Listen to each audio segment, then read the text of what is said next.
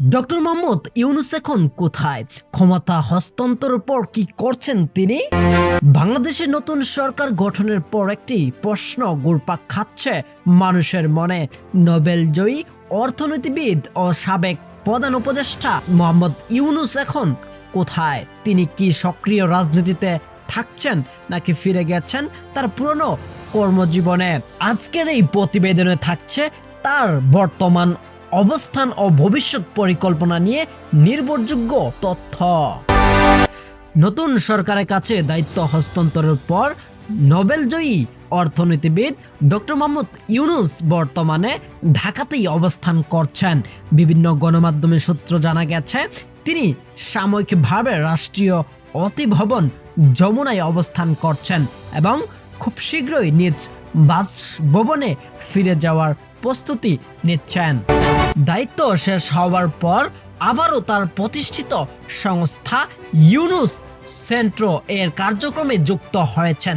সেখানে তিনি সামাজিক ব্যবসা ও দরিদ্র বিমোচন এবং 30 ধারণা শূন্য দরিদ্র, শূন্য বেকারত্ব, শূন্য কার্বন নিঃসরণ এই লক্ষ্যকে সামনে রেখে কাজ করছেন। রাজনৈতিক দায়িত্ব থেকে সরে দাঁড়ালেও আন্তর্জাতিক পরিসরে তার সম্পৃক্ততা অব্যাহত থাকবে বলে জানা গেছে।